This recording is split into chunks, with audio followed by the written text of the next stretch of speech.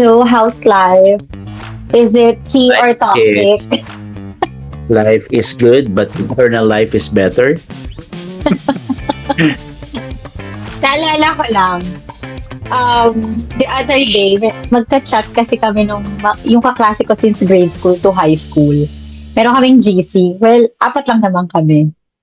And Mm. then, merong gustong i-share yung isa kong friend.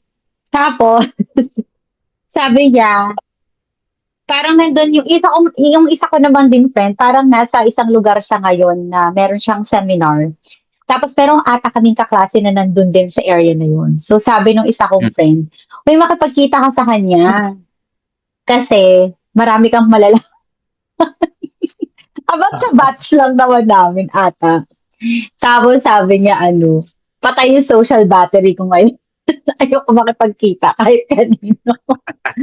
So, alam mo yun, parang what I'm trying to say kasi related to our topic on this episode is kailan ba nagiging mali ang chismis? 'Di ba? Chismis ata is parang old term Gossip. pa siya. Gossip. Ngayon kasi may new generation na marites. Marites. 'Di ba? Nagagalit yung kapatid ko dyan pag Ay, tinatawag na Marites. Kasi Marites ang marites pangalan siya. niya. Kawawa naman yung mga marites. Oo. Di ba meron pa yung Marisol? Oo. Solsolera. Mga solsolera daw yun, mga ganon. Ayun ba? Yung Yes. Marites. Anong Mhm. latest? Yes. Ah, okay. Okay. So, Okay. kailan nagiging mali ang chismis? Yes. Pero let's be honest. Yes, minsan nasasabi natin na, uy, ayoko ng chismis ha. Kasi Ikaw ba parang, gusto mo? Ayaw? minsan Gusto sinasabi, mo? depende sa topic. At depende sa subject. Di ba, di sinubida? Pero, hindi ka rin makaiwas kapag meron ng yung intro ng, uy, eto na nga. Ay, At eto pa. yun na nga. Diba? Yan yung mga simula. Ito Oo. na. Mga opening liner na, ay, ano yun? So, sometimes, hindi mo rin talaga mapigilan maging part of it. Mamaya Mhm. malalaman natin bakit nga ba yung mga tao, particularly mga Pilipino, bakit hindi sila makaiwas-iwas sa chismis. Chismis. Okay. Yes. So, parang ano kasi yan favorite pastime ata ng mga Pilipino, no? Oo. Gusto talaga natin yan. I mean, yan na nga, kapag sinimulan mo na ng, uy, alam mo na ba? Alam mo na ba yung Yan. latest? So, yun. Ang tanong lang Yes. doon is, kailan nagiging Masama. tama ang mali? Oh, yes. Or kailan nagiging tama ang Sometimes kasi, chismis? yun nga I think meron ka dapat na i-draw na line para Mhm. masabi mo na hindi naman mali yung pinag-uusapan ninyo. At there are also boundaries na, oops, parang hindi na maganda, chismis na. Or Oo. you're overboarding. Yeah. Yun. Ikaw ba, kuya, generally, mahilig ka ba sa chismis? Or pagandahin natin, mahilig ka ba sa information? Wow. Bilang, Kasi nga yun yung trabaho ko, di ba? sabi ko sana, Pag bilang, information officer ka, dapat chismoso ka. Magaling ka dapat true. sa ng balita, actually. Okay. Oo. Merong ito lang napansin ko, sa mga chismis, parang we take pride kapag ka nauna ka sa May balita. ganon, may first honor. Oo. Hindi kasi diba, sa line of work mo rin before, sa news, paunahan talaga. Yeah, even now sa kung saan ako nagtatrabaho kasi Mm. information officer ako. So I have to be on top of a lot of things na nangyayari sa amin within us. Even yung mga latest developments, ako din yung dapat supposed to be. I'm supposed to make bato sa LG namin or sa mga leaders namin na ganito po yung nangyayari, ito po yung latest na Mm. nangyayari. So it's more like Sa amin lang, hindi sa chismis eh. Parang it's more like being careful and validated dapat na information before mo ilabas. 'Di ba? Kasi kailangan confirm yun eh. Kung hindi, ang tawag nila doon, mapuputukan ka ng balita. Ibig sabihin, nasagap mo lang kasi hindi pala confirm, hindi verified. Kapag ka napasaw yung balita mo na ibang information, naputukan ka ng balita and that's a no-no. Yun. Oh, so fake news ang dating. Oo. So basically, ang trabaho talaga ng natin ay magbalita ng tama. Hindi lang basta-basta chismis. Ito na Mhm. nga. Yeah. So, ibig sabihin, facts talaga dapat. Yes. Yes. So, Yes. what you're trying to say, Kuya, is depende sa intention and purpose kung bakit kailangan mo ng Why? Yes. information. Oo. Oo. Pero kasi kung when you say chismis, it's more like basically siguro mga 90% niyan is dahil pinag-usapan natin ang buhay ng tao. Tama? 90%. Yes. 90%. Parang ganyan. Or 95 pa nga siguro. Mhm. Kasi chismis tungkol kay ganito, tungkol kay ganyan. Ito ang nangyari sa kanya, buntis si ano. Mm-mm. Ano, di ba? Yan yung mga chismis. So, Yes. it's basically chismis is a part of Filipino culture. Yeah. Somehow, ito din yung nagli-link sa atin na na to connect with one another. Tina, ano ba? Ang tagal na, 2 years na tayo hindi nag-uusap. Ito nga, ang dami mong na-miss. Totoo. Oo. So, basically, hindi lang naman mga Pilipino, generally speaking, curious lagi ang mga tao Yes. sa mga nangyari sa buhay. Kumusta na yung laban ni Alex Ayala? Ano na nangyari? Yes. Ano nangyari sa World Cup, sa FIFA? Ano nangyari sa impeachment kahapon? Correct. Kahapon, natapos na yung updated pala. Chismis pala talaga. Hindi, chismis ba yan? Hindi confirm yan eh. Nanonood ka eh. Yes. Oo. So Inaabang ko basically, talaga yan. ano ba yung concept mo ng chismis? Di ba pag sinabi mo chismis, unconfirmed ba yan? Well, when you say kasi, chismis kasi pag sinabi mong gossip, unconfirmed siya. Hindi ka Narinig mo lang. hindi ka nag-fact check. Pwedeng sometimes kasi you are second, third hand. Ito pa, nakakatawa, Kuya. May mga tao pa pag nagkwento, akala mo naman sila ang first hand information. Yes. Kasi mahilig ako magtanong, paano mo nalaman? Sinabi ni ganito, pero the way naman magkwento. Para naman. Confirm. Yes, kala mo siya yung nasa scenario.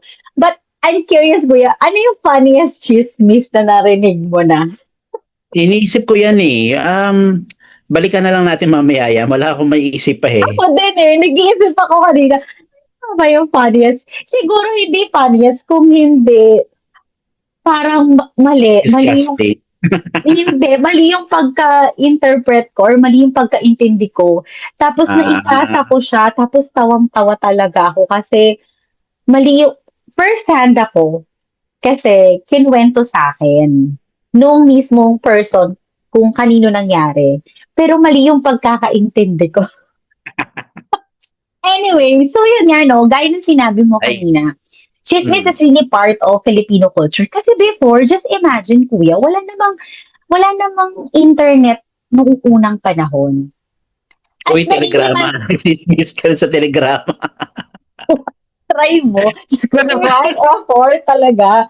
Pero yung, alam mo yung before na wala pa tayo sa digital era, wala pa masyadong entertainment, wala pang way of entertaining other people, and wala pa tayong means of getting information. Yun siya before talaga, yun yung nagiging pastime ng mga tao. We don't say na it's a bad habit or it's a bad lifestyle, pero doon kasi nagsimula yan eh. Yung typical na probinsya, Kuya, nai-imagine mo pa, yung paghapon na, after siesta, or sa umaga, iba na sa labas, or sabay-sabay kayong naglalaba sa ilog, o alam mo, tahimik kayo sa ilog habang naglalaba. Uy, Mare, kamusta ka na? Uy, si ganito pala. So, I mean, chismisan, it can be, for me, no, gaya ng sinabi nga natin kanina, it can be a good and bad thing. It depends on your purpose, your intention. Ako, kung tatanungin mo ko kung mahilig ako sa chismis, mahilig ako sa life story in general. Mahilig akong alamin yung buhay ng tao. Hindi ko lang kung chismoso. Pero gusto Chismosa ko, ka. hindi, pero my intention is, una, gusto ko matuto from them, na, ganun pala yun. Or, um, Kunyari, gusto, matuto. oo naman, ikaw talaga kuya, change na tayo. Wow, change na tayo, tatanda na tayo. But minsan namamatay na rin yung social battery natin. Yeah. And also, sa ginagawa natin sa church, di ba, life story is very important sa atin because again, pwede tayong matuto sa kanila or we can give advice or we can pray for that person. I think nagiging mali lang siya. Pag pinapasa mo na, nagre-relay ka na, nagre-relay the message ka na without having a good intention. Bakit mo siya gustong i-share? And somehow, hindi nga fact check. Hindi ka nag-fact check. Yes. Mm-mm. Mm-mm. Okay. So So, that's how it is sa'yo. Okay. That's and nice. totoo, there are people na gusto nila nga, aside from ikaw kasi kuya, part of your job, pero may mga tao talaga na parang gustong-gusto nila na alam nila lahat na Sila nangyayari yung sa nagbe-break paligid ng nila. balita. Oo, sila yung nagbe-break ng balita. Tsaka ayaw nila na nahuhuli sila sa balita. Hindi ibig sabihin na sila yung unang nakaalam. Pero kailangan alam talaga nila lahat yung nangyayari. May mga ganong tao, no? Na parang Yeah. kailangan ko talaga lahat Yes. Totoo. malaman mo. No? So, it's true. Whether we like it or not, meron talaga tayong mga inner marites sa atin. But again, we can use it. Si Ate Tess, may inner na siya, may outer pa siya. So, but we can use that in a better way, in a most, maybe productive way na pwede nating magamit. Yeah. Iniisip ko yan kung paano yung productive way at better way. Saan ba nagbe-better way yung pagiging chismosa? Siguro ako personally, siguro if you want, for example, tayo, may kaibigan tayo na meron siyang And pinagdadaanan wait ngayon. lang. Siguro ganito, kung yung chismis mo ay tungkol sa bagyo, okay yan. Yes, Parating daw oo. si Inday next Mm. week. Kailangan natin Yes, maghahanda. At eto pa. totoo. At eto pa, Yun. 'di ba? Hindi siya magla-landfall pero Kasama siya kasi mararamdaman yan. natin siya. Yun. Yes. Kaya may chismis ka na, uy, next week daw tataas ang gas. Di ba? Mga Ay, ganon. wait lang, sandali lang, seryoso yun ha? Tsismis ba yan na totoo? Natataas next week? Oo. Wala pa akong balita. Okay, okay. Wala agad. Example lang Thursday pala. pa lang ngayon. Bad example, bad example. So, kuya, kailan ba nagiging harmless ang sharing at kailan nagiging harmful ang gossip? Ah, kapag ka nagiging harmful siya, kapag ka nakakasira ka na ng tao. Hmm. Okay? Kapag ka meron ng may mga matters na like relationship nila or um, paano ba, yung buhay, personal life ng tao ay natatouch mo tapos hindi siya nagiging magandang image para doon sa tao. So I think that's where it becomes harmful. Harmless kapag ka kasi sometimes ganito tayo. Pag nagsisismis tayo, sinasabi natin, uy, sa atin lang ha. Ikaw lang Mhm. talaga pinagsabihan ko. Mhm. Pero yun ay kung kayo lang talaga at talagang you're true to your words, pati yung pinagsabihan mo na ikikip niya sa inyo lang yung pinag-usapan nyo. Okay yan, I think medyo harmless yan. Pero kapag ka lumabas na yan sa inyo, so within your circle, that becomes harmful. So you have to be careful about that. Ganito lang yan. Ako pag nakikipagkwentuhan ako or siguro may sinasabihan ako, sinisharean ako ng mga bagay-bagay sa mga tao.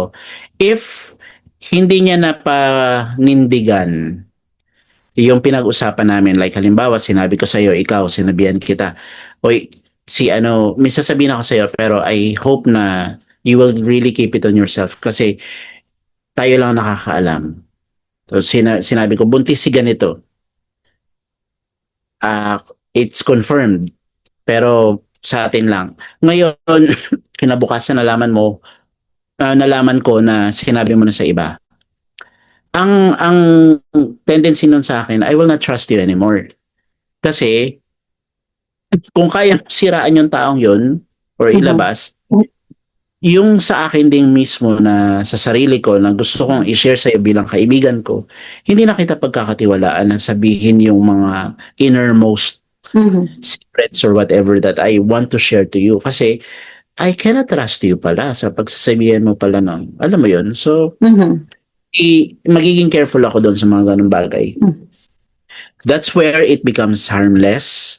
That's where it becomes harmful as well. Mhm. So, tingnan natin kung paano mo pa siya palalawigin or ikaw sa part mo ba paano mo nakikita na harmless yan? Paano ba pag harmful? Mhm. Meron ka bang insight diyan?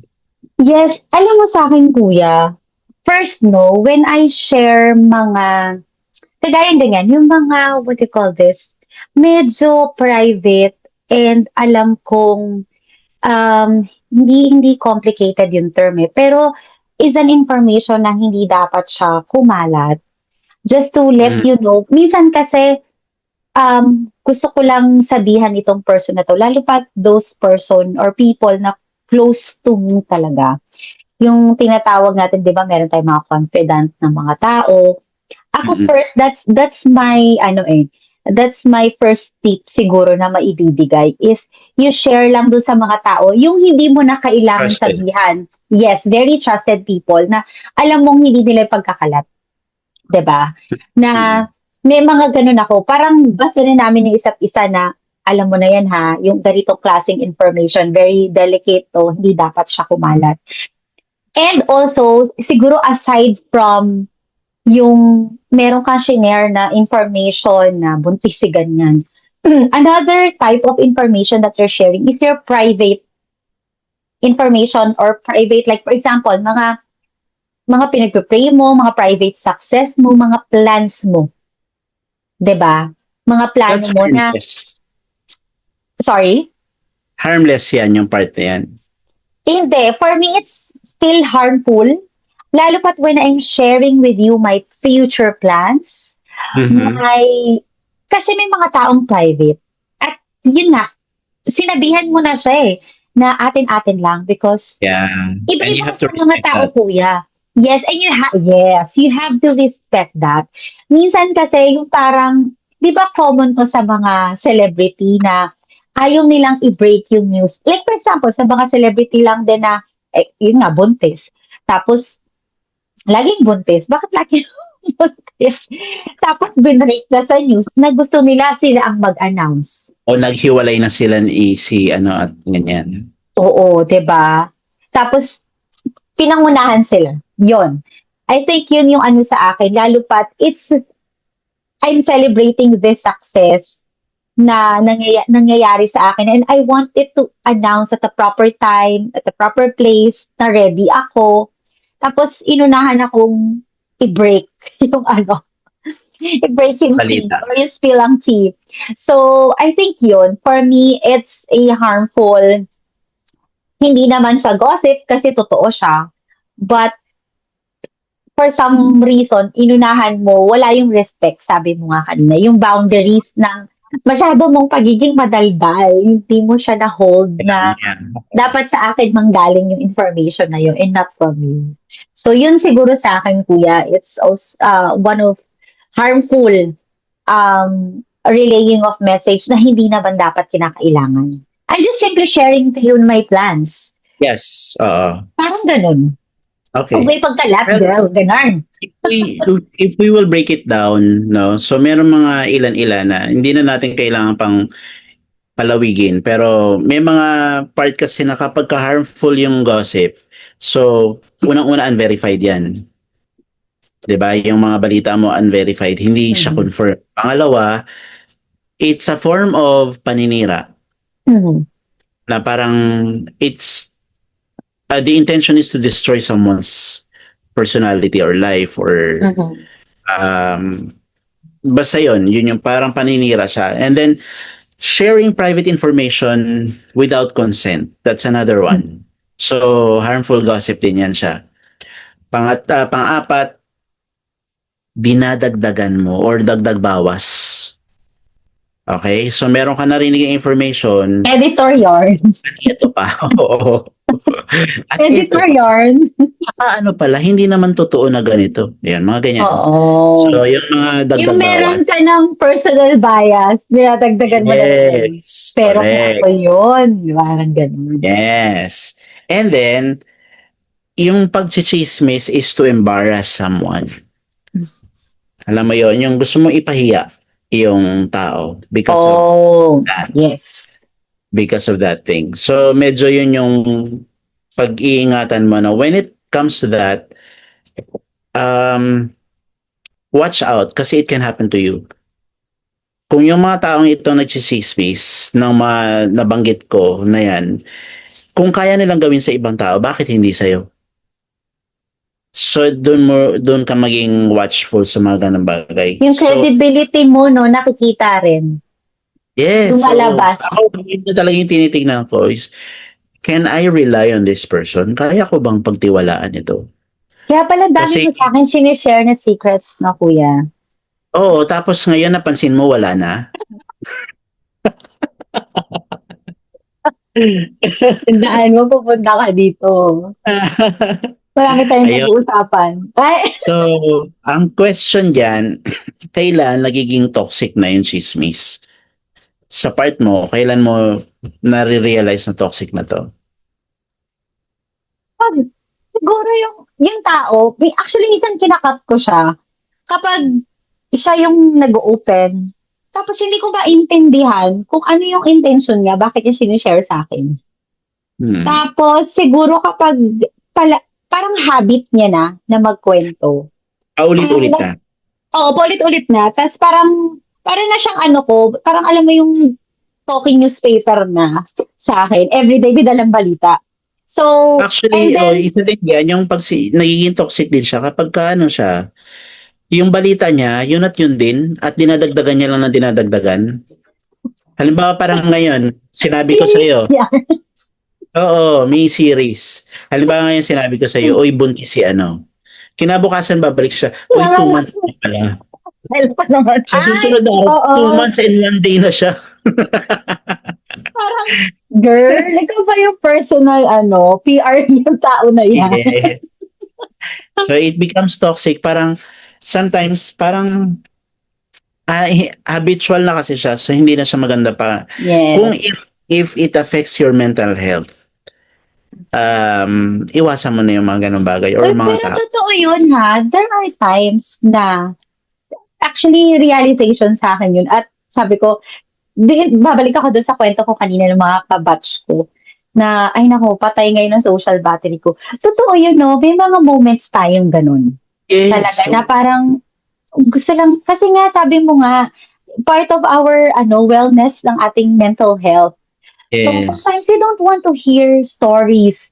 We don't, lalo na yung mga negative stories, di ba? Kasi it affects our mental health. So please, kung wala ka lang din magandang intention, huwag ka na magkwento sa akin. And sometimes it goes with the age or your situation or your status. So when you grow old, as you grow old, kung ikaw ay halimbawa ganito yung sinasabi mo sa batchmates mo.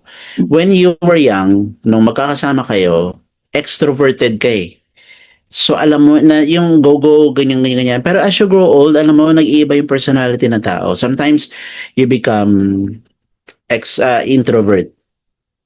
Okay, so ayaw mo na ng masyadong small crowd ka na lang, ayaw mo na ng talks, mga ginagawa or pangyayari or even chismis na yan. So, dapat kasi aware din yung tao na ready ba tong taong tumakinig? Kaya sinasabi mo, wala siyang social battery. Baka yung social battery na yan for life ha.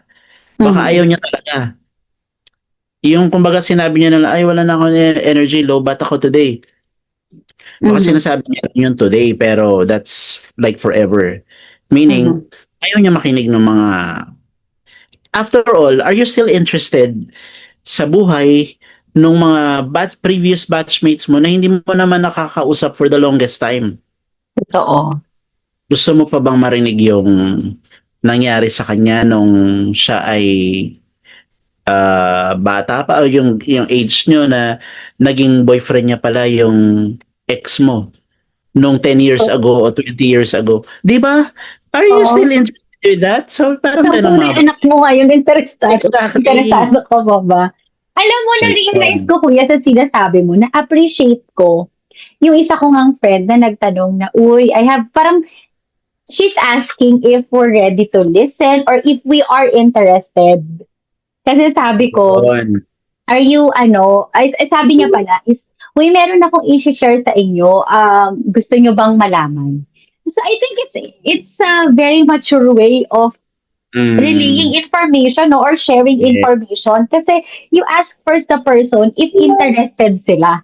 It makes sense, Yes. no, kuya? Maganda ding ano yon, maganda ring style or strategy yon. Maganda din, pwede din kasi, uy, may gusto akong i-share sa inyo. Are you interested? Open-minded ka ba?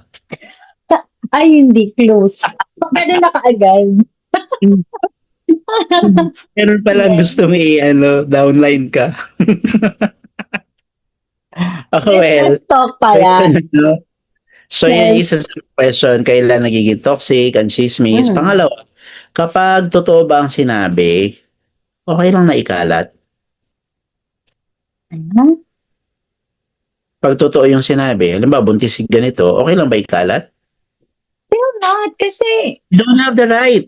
yeah, hindi talaga. Yun yung sinasabi ko kanina, na yung mga, there are personal celebration that ayaw nating ipaalam sa ibang tao. Una sa lahat, kung Exactly. hindi ka naman celebrity, bakit mo i-announce? Exactly. 'Di ba? Mm. Kaya, so please, wag nating pangunahan yung mga tao na if they wanted to keep it private, respetuhin natin yun.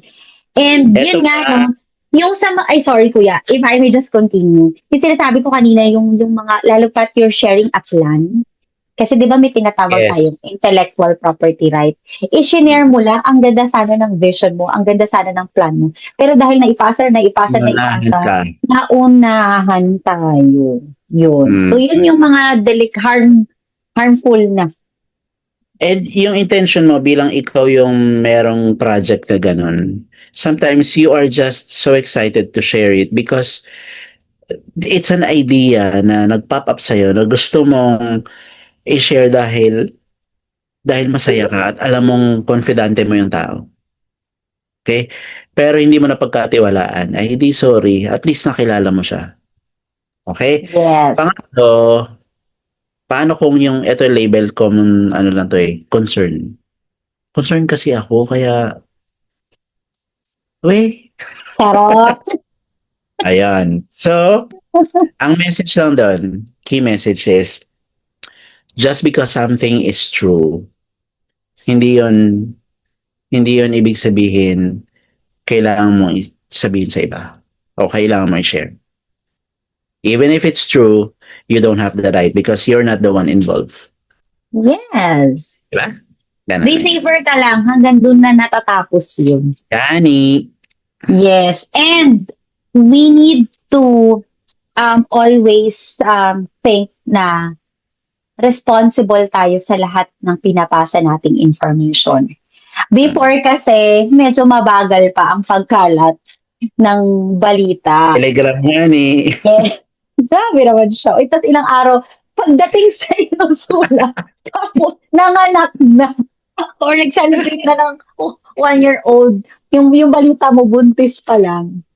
Yun. So kung before, sabi nga natin, no, as part of our culture, history, sa tindahan, sa kanto, kapag reunion, but still now, nangyayari pa din yan. But, ngayon kasi, in this generation, meron pang mas mabilis na Ah, pagkuha at yes. pag-spread ng information. Nandiyan na ang social media, nandiyan na ang mga group chat, 'Di ba? Nandiyan na ang power of screenshots, screenshot na 'yan, sinabi ni ganito, and I quote, wala na tayong gano'n, and I quote, send mo na lang yung screenshot.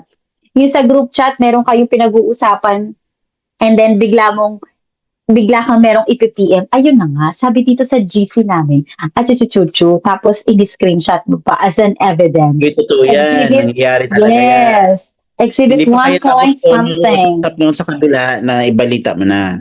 Yes. Kagaya na lang din ng ngayon na yung Even yung kaso, ano, di ba? yung mga, bukod sa My Day mo, di ba meron ngayon sa Facebook na notes? Mm. Yung status mo parang ganyan na ganito, ano Oo. yung ano. So even yan, ini-screenshot tapos ipo-forward sa'yo. Huy, tingnan mo to, umiiyak na naman si ganyan. Ang laki mo. Or Yeah. okay lang sana 'no kung siya yung minessage mo na, "Uy, bakit ka umiiyak? I mean, there's something wrong." 'Di ba? You So, wanna, ano, shoulder to lean upon. Oh, wow! oo. Yung pala Yung o di kaya makikitsismis ka lang. kumukuha ka lang ng information. Gusto nila i-confirm na break na sila. Oh, 'Di yes. ba? Well, even now, speaking of, hearing nga, second day of hearing yesterday, 'di ba? It's Mm. sa social media din yun nangyari. Yung mga threat na sinasabi nila, 'di ba, na live, video na pinost, 'di ba? Madali talagang magkalat ngayon ng information. That's why we need to be responsible. 'Di ba, wag lang tayong basta send ng mga link. Naku, maraming ganyan sa mga majo-join yung ano ba, Gen X. Share ng link, 'di ba, or boomers. Yeah, Share oh. share ng link na hindi naman validated. Lahat Yeah. kumain ng ganito para hindi ka magkasakit, kumain ka ng ganyan para hindi ka tumaba or what. Fake news is very rampant ngayon. And of course, we do hope na actually ang hirap din talaga kasing matrace na and ma-resolve yung ganyan. But I-validate mo, ano. yes, kailangan mong You i-validate. always get your news through verified accounts. Yes, and credible mga sources. Credible, yeah, oo. Yes. Hindi Kasi, yung you know, basta-basta, ano. bakit kailangan natin maging responsible? Hindi mo alam kung ano magiging epekto nito doon sa sasendan mo. 'Di ba? So that's why kailangan maging responsible carrier tayo ng information. Yes. So, yun. Okay. Very good. Yeah. Sana tayo. So, Yeah. okay. What if, ganito lang, sa mga listeners natin, ano, tanungin natin sila. Mhm. What if, dumating sa point na ikaw na yung pinag-uusapan? Yes. So, ang ganong bagay kasi talagang lalo na kapag ka ikaw ay highly emotional na tao, Mhm. sometimes it really affects you right away. Mm. Like, in an instant, narinig mo na pinagchismismisan ka or pinagbabalita na ganito, ganyan. True. Naapektuhan ka kagad. So, it affects your mental health. Again, Totoo. it's very important na pag-usapan din. Pangalawa, nagkakaroon ka ng anxiety attacks. Mhm. Akala ng iba, nag-iinarte ka lang na, wala na, anxiety attack daw. Ano yun? Ganyan. Pero, when you study it, it affects, nakaka-hospital yan, mga daday. So, hindi siya ganun kadali. Also, nag-hyperventilate ka. Maraming bagay na dapat ma-overcome when it comes to that. So, it also damages friendships, relationships. So, yan yung pag ikaw na yung pinag-usapan, sometimes, mapapansin, bakit kaya hindi na ako pinapansin ni ganito? Yun pala, nalaman niya na chinismis mo siya. So, it affects the relationship. Yung friendship nyo, sayang. Mm-mm. Also, family, within the family conflicts, ganun din ang nangyari yan. Kasama din yan. Pamilya, magkakamag-anak, si pinsan mo, ganito, chinismis ka na ganyan. Magbabayad yan ng ng klase. So, at the same time, ito yung medyo malupit ito, online shaming. Yes. Bashing. Recently lang may nakita akong ganyan. Alam Talaga mo ba? yun, screenshot. Tapos, ang pangit kasi ngayon, Ah, snippets na lang yung pinapakita. Like, for eh, example, the yeah. whole conversation. Eto na lang yung in-screenshot, yung hindi mo magandang sinabi.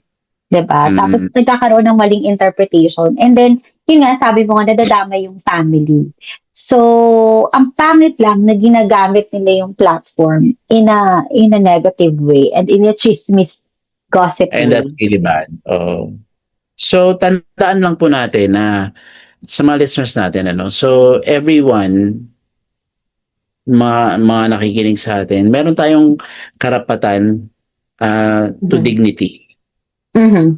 Hindi, dapat bigyan mo ng dignidad yung sarili mo. And may Yes. karapatan ka rin for privacy Mhm. ng buhay mo na para maproteksyonan mo yung privacy ng somehow your private life, Yeah. relationship, marriage, Mhm. or whatever it is. And at the same time, meron ka rin, dapat may karapatan ka rin when it comes to your reputation na Mhm. pag-ingat. Yes. So, kasi for imagine like how young are you? Sabihin natin you're 35 or you're 37, ganyan. For 37 years, you have been protecting your reputation because you want to be dignified. At the same time, kasi magandang trabaho mo and kasama 'yon sa mga bagay-bagay. In an instant, because of chismis, that reputation can be tarnished.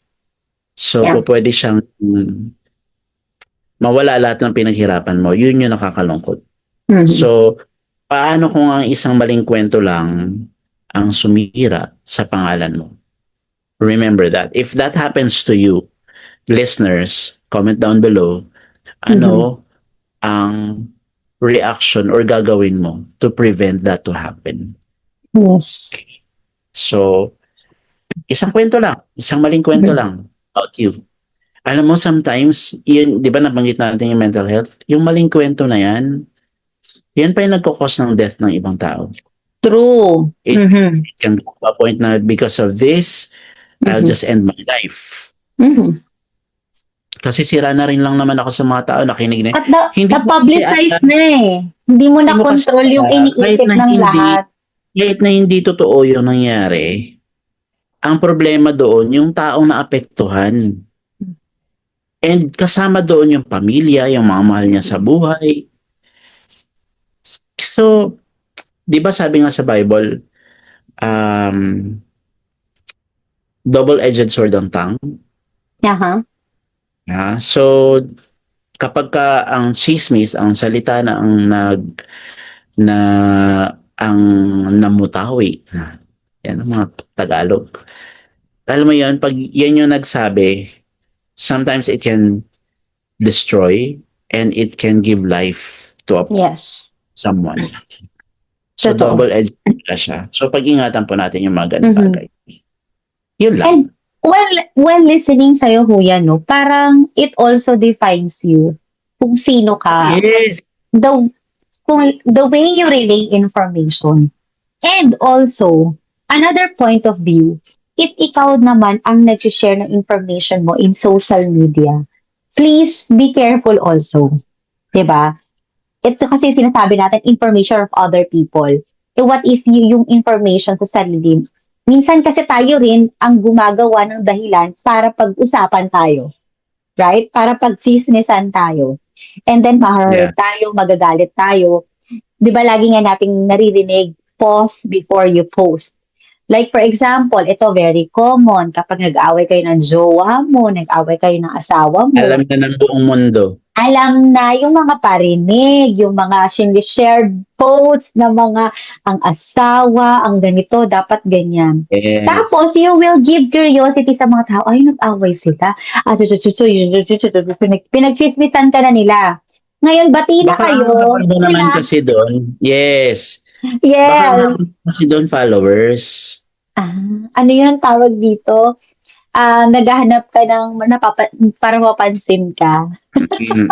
For ano yun, So, for clout ba yung tawag yun? cloud, Oo. oo. Cloud Clout chase. chasing.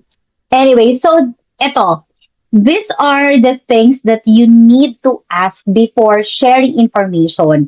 Mapa face-to-face man ito or social media. Number one, before kayo mag-share ng link or ng mag-share post, is you ask yourself or do your research, do your fact check, totoo ba ito?